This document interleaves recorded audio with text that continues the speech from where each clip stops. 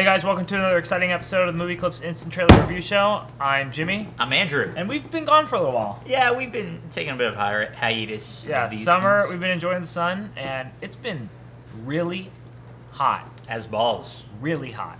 Yep. Yep. So anyway... But we want to talk about RoboCop. This trailer, they showed footage at Comic-Con. Apparently, the word is from people who saw Comic-Con footage at Hall H. They said that the footage there was more geared to the socio-political kind of commentaries in the movie. This is more action-based, obviously. I mean, seems like what they need to do. Let's just dive in. Let's dive in. What are your thoughts on the original RoboCop? You know what? I really like the original RoboCop. I mean, it became a cult classic. But I don't love it the way so many of my friends really love it. You know what I mean? They regard it very highly. I find it a very fun movie. And now I'm starting to find it more of a classic after I watched this trailer, to be honest. Yeah, I mean, it's... I gotta say, we gotta pause up here. It's amazing. First of all, the cast in this movie is amazing. I love their... Jay Baruchel, look at that, with the beard. I love how they're handling the RoboCop world. Now, remind me, in the first RoboCop, it's the Paul Verhoeven classic. Yeah, the Paul Verhoeven classic. It's set in the future. Yeah, but it's like now, basically. I think it's 2020 something. So it's about 10 years off. Okay. Don't quote me on that. I'm sure. I thought it was around now because now they've evolved. You think it's like Back to the Future too? Yeah, it's like 2015. You know, because so the new RoboCop is going to take place in 2028. Now, I always have a hard time with certain things with future tech. Because a lot of the time, the future that they paint in the 80s is far-fetched enough. But, even this movie, it's 2014. So you're saying in 14 years, our world is going to be this different? But, yeah. You never know. I mean, that's a really advanced... Totally. That's a really advanced robot. So and especially, that's something I feel a lot about movies. I kind of wish more films did the X-Men approach, which is just saying in the not too distant future. Yeah, look at his. He's got the Tony Stark You look at movies like The Purge. The Purge takes place in 2022, and no way is that going to be implemented within 10 years, let alone ever. But yeah, let's talk about casting. Okay, Abby Cornish. Abby Cornish. I love Abby Cornish. Bright Star. Watch that movie. It's amazing. That guy. I've never even. I had no idea. Joel Kinnaman. He broke out really with The Killing. The show The Killing. Yes. I saw the first season of The Killing. I heard by the time they get to season 3, it's effing amazing. I've heard it's very good. I wasn't crazy into the idea of The Killing. I wanted to watch Twin Peaks right after just to make it right. But he's very good. Yeah, he was also. So clearly somebody doesn't like him. Right. One bit. So, all right, here's my first problem with this trailer. Well, not problem, but my first notion that this is going to be a bland movie. It seems like this studio. I don't know what rating this is. Are they going for R? I think it's going to be PG-13. Well, that's the thing, because from you remember the original film. It's a pretty dark trailer. It's Michael Keaton, by the way. Yeah, they take Peter Weller and they torture the F out of him. They really put him through the ringer, and you can't wait for him to come back. But remember, the 80s are a very different time. Well, Paul Verhoeven's also a very different filmmaker. He's a very different filmmaker. He really pushes the envelope in terms of what people can stomach. But this kind of, I hate to say it, but I mean already just by judging the trailer, a car bomb seems like such a watered down, unpersonal take for him to become RoboCop. I mean, if they are going to go the route, you never know. The motivation might be very personal. Yeah, it might be a different motivation. Maybe he didn't stop the murder of somebody's family, so they put a bomb in his car or something like that. I'm just spitballing here, guys. But I like also the background here is very what's the artist that I'm thinking of? Just very famous 80s, Yeah, it's exactly. It's like you got the Nagel prints going on and. It's funny. Yeah, it's just very funny to me that you have this look Because it feels like it is a direct descendant. Right. And by the way, I want to just point one thing out. It is a long ass time before they get to get to any kind of titling whatsoever. I mean, I think that is from a trailer perspective. I think it's clever to set up the whole. It's almost like a little prologue. Alex, to set up Alex's death before they actually get into the. But yeah, dude, to the thing. He is messed up. Yeah. He's pretty messed up. It's like Annie Skywalker. This is the real story of Darth Vader. Yeah. I mean, this is basically Darth Vader. Yeah. It's just Yeah. and like. Pretty much. Yeah. But distant sequel. It's like This is Star Wars 11. I think they do. 10. It'll be 10. Right. It'll be 10. Star Wars 10. Yeah, they would have to do 10. RoboCops. So, but the cast. Let's talk about the rest of the cast. Right. Because there's a lot going on, but the cast is huge. We have Michael Keaton. Yeah. We have Abby Cornish. Yeah. We have Gary Oldman. We have Jay Baruchel. Yeah. And Samuel L. Jackson. Batman. Yeah. Oh my God! There's a line coming up that Michael Keaton delivers. First off, I have to say I think this is kind of lame. They give him something that very much resembles the classic '80s RoboCop outfit, and then they're like, "You know what? It's not cool enough. This is old school. This is stupid. We need something sleek and black and cool and like Batman." And if you're gonna remake something, fine, do whatever you want to it, new. That's awesome. But do you have to say like the old thing? Like screw the old thing. The old thing's stupid. Everything's better. Do you have to really crap all over the old? Version. Dude, just think back a few years ago when Apple dropped the bomb on everybody when they turned the iPod into black. Like they don't even make a white iPod anymore. Think about that. White was like you could just see something, the silhouette of a white string, and you instantly think Apple. Now they've gone to black, and it's just like boom. They don't go back. Their hands are RoboCop's trying to go that way, you know. But it's like if it was. I love his voice though. His voice is so cool. Like the really modulated, synthesized voice. To me, like the idea of him having different levels of suits is a cool idea, but I don't know what the purpose of it. Oh, okay, hold on. We got to get to this line. This is the closest we will ever get 1989 Batman, Michael Keaton, saying, "Does it come in black?" Which is awesome. Make him look. Let's go black. I bet they all knew that on set. Yeah, it's kind of fun. I mean, I love the way it looks though. You do? I really do. I think the suit is pretty cool. Yeah, it's pretty cool. I don't know if it's just that this trailer is pretty underwhelming, but I'm not feeling anything about this movie so far.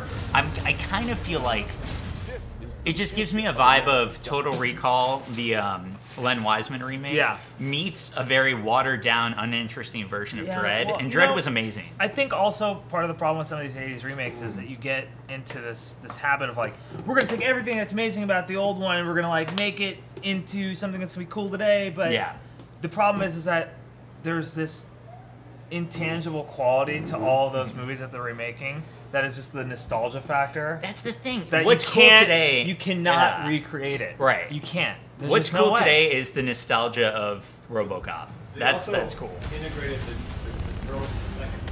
That's true. Yeah. Well, we should talk about this. We should talk about why bring RoboCop back, other than the fact that they remake everything. It's a very apt place to pause. It is. Who is in control? Who is in control? Who is in control? With the security leaks, with the drone strikes. See, that's the thing. Chemical weapons. Freaking Detroit, man. You know, RoboCop is perfect for resurgence right now because, I mean, Detroit just went bankrupt. You know, Motor City, baby. Right. Everything Paul Verhoeven kind of, all the themes that he kind of talked about, whether it's in the media or corporate, you know, whatever. He's a visionary. He is. And it's only escalated since, you know, the 80s. Yeah. So they have to have a reason to bring it back. And Absolutely. I really hope that it's not just shit. No, but I think this is the point of this movie. Is really who is in control? Like, are we in control of our own fates? You know, with you know, the stockpiles of weapons or drugs for countries, keeping checks and balances, all that stuff like that. I think, you know, drone strikes. This movie has a very like political backbone to it. I mean, if it ends up being a metaphor, if he's a metaphor for drones, that would be cool. Yeah, I mean, like, because you see this thing going, you know that there's no way that this. They have to talk about drones. There's no way that this thing is flying with a pilot. Right. What about the new angle of that? You know. Yeah. Also. It's all simulated that he doesn't know. It is all simulated. It's kind of like so they basically, in case you haven't watch the trailer and you're just listening to us. I love this part. I know, it's pretty cool. It just like comes out. Yeah. So it came out in the original, but I like in this one that it comes out in pieces and then it just builds itself on. It's pretty cool. Jackie Earle Haley. Yeah, that's a very good cameo right there. So yeah, they talk about how he thinks that he has the choice, but it's actually an illusion. It's all being pre-programmed for him. And I think that really also kind of goes back to a lot of the ways that we interact with society and stuff like that today. Like, you think you have a choice of what you watch, what you wear, what you do, where you eat, all that kind of stuff. It's all pretty much being picked for you with advertising and product placement and that kind of stuff. You're pre-wired to think that way. You should write this movie. You should talk to Paul Verhoeven. I should talk to Paul Verhoeven and say, Paul, we need to talk. I want 1 part Showgirls, 2 parts Starship Troopers. See, stuff like this, it just looks like any other sci-fi movie. Yeah, well, I know. Which it's hard to really be that original, I guess, in the field. It's weird to cut back to them, like, making love when he's, like, a man, because it's like, there you see the Sentinels from, like, the first movie. You know, I have to say that this must be a very difficult movie to cut an effective trailer for, especially when I'm sure that they went through a lot of discussions on how exactly they market it. Do they market the action? Do they market, especially after the summer, which a lot of almost surefire hits. I don't know. Didn't do well in the box office. It's tough, man. It's really tough. The trailer to me didn't work. It does not. The trailer's all over the place. There are parts of it I like. There are most of the parts that I don't really like that much. And there aren't a lot of hills and valleys. It's just kind of a lot of stuff There's a lot of things I'd really like to be excited about. Right. But I can't. All right, so pros and cons. Let's weigh in some pros and cons. Pros and cons. Pros, it's 80s nostalgia, so shut up and take my money. Cons, it's 80s nostalgia, so shut up and take my money. No, I mean, there's not really any pros to this. It doesn't really bring anything new. The only thing I think I get out of these new sci-fi movies, for me, the only pro, is just, like, fresh takes on old design. I love seeing, like, the evolution of design and that kind of things. Like, one of the things I love about the Star Wars movies is seeing, going from, like, the Naboo fighter to the Imperial, TIE fighters, like, and how that transition takes place. Because when I first been watching the movie, I'm like, oh, that's going to become an X-Wing one day. But then you're like, oh, shit, guess what? Trade Federation comes up in this place, and now all the good guys, they go into TIE fighters. And it's just crazy. Right. So, one of my favorite things about movies,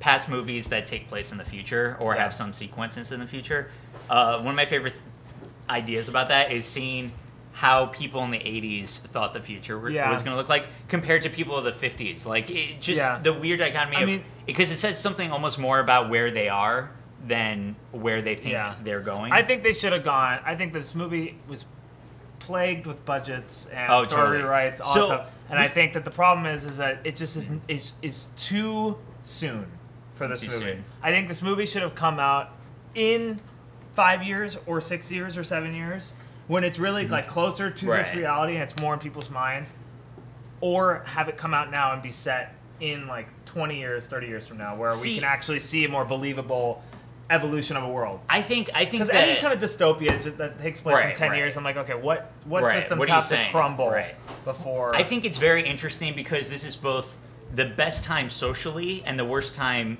cinematically for this movie to come out. And what I mean by that is the best time socially. Obviously, drones is a big topic that everybody has to talk about and address. Detroit's going bankrupt. Class disparity, whatever, all that stuff, all that juicy shit. Yeah. It's still in here. But cinematically, I don't think it's a very good time because if Elysium didn't do well, then I don't see how if Elysium didn't do well and if Total Recall didn't do well, both with both of them took more talent in front of the screen and behind the screen. 110%. For the sci-fi world. They created a world. Yeah. And Elysium looked even better than this. Yeah. And it didn't do very well. So I can understand MGM and Sony being very, nervous about this movie. That being said, I don't know. This trailer, the pros for me is, actually the director, Jose Padihel. Oh my God, I totally ruined and butchered his name. But he directed Elite Squad 1 and 2. Elite Squad 2 is fantastic. I actually didn't see Elite Squad 1, but I really liked Elite Squad 2. I really want to watch part 1. Very fantastic. I'm afraid that the studio might have swallowed him up, maybe. Who knows? And pros, obviously, this is a period where a RoboCop movie should be made. Yeah. Cons, everything else. Yeah, everything else. So it just doesn't look very good. I'm cautiously hoping that there'll be something better that comes out of it, but I'm not going to hold my breath. Right. So it's funny. One of the writers on the movie is Nick Schenk, another name which I probably butchered. He wrote Gran Turismo, which is Torino. Gran Torino. I'm just gonna butcher every name. Well, from now on. That sounds like a good time to sign off. Right. Well, it's like the same kind of like Gran Torino was in Detroit, right? Or Michigan. Motor City. Motor City. Right. Very similar themes going on. Anyway, I'm not crazy about this. For Movie Clips, I'm Jimmy. I'm Andrew. Make sure to subscribe, and we'll see you next time. Yeah.